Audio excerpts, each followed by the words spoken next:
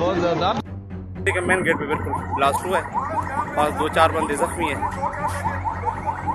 Ambulance में लेके जा रहे हैं।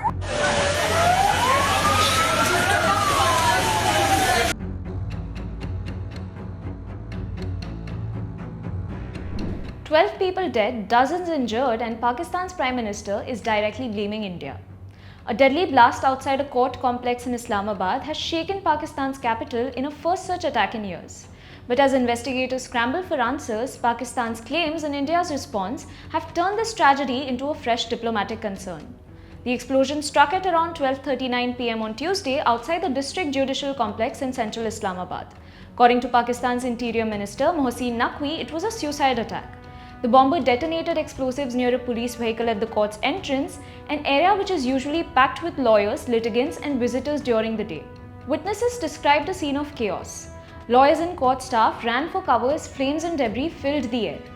Mohammad Shehzad Butt, a lawyer at the site, said he saw at least 5 dead bodies lying at the front gate.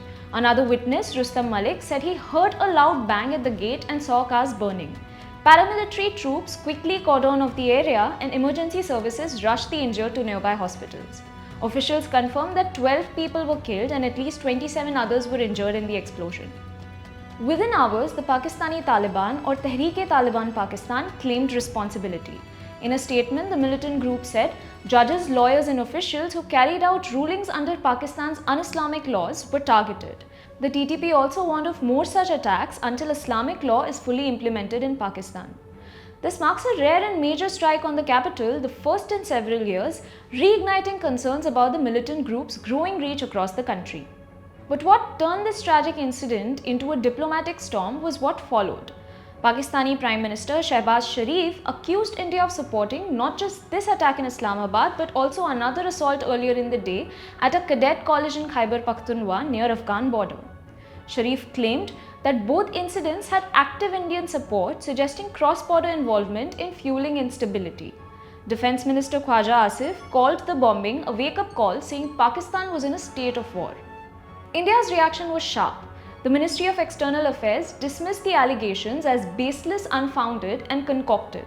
Spokesperson Randhir Jaiswal said India unequivocally rejects the baseless and unfounded allegations being made by an obviously delirious Pakistani leadership. It is a predictable tactic by Pakistan to concoct false narratives against India. He added that Pakistan was trying to deflect public attention from what he called ongoing military-inspired constitutional subversion and power grab unfolding inside the country. India also emphasized that the international community was well aware of the reality and would not be misled by Pakistan's diversionary ploys. The Islamabad blast came just a day after a car explosion in Delhi which killed 12 people. Though Pakistan has remained silent on that incident, several other neighbouring governments, including Afghanistan and Bangladesh, have condemned the Delhi blast. Meanwhile, Pakistan itself is grappling with growing instability. The country's government is pushing a controversial 27th constitutional amendment that would expand the powers of its military leadership, a move critics say could make the civilian government subservient to the army. The proposed changes would give lifetime status and constitutional protection to senior military officers, including Field Marshal Asim Munir. The timing of the amendment, coming amid a spate of terror attacks and political unrest, has only deepened domestic divisions. The Islamabad attack also adds to regional tensions. Pakistan accuses Afghanistan of sheltering the TTP and other militant groups that operate across their long porous border. The two countries were recently involved in one of their deadliest border clashes in years, leaving more than 70 people dead before an uneasy ceasefire was agreed upon. For now, police in Islamabad have begun identifying attacker using DNA samples collected from body parts found at the scene.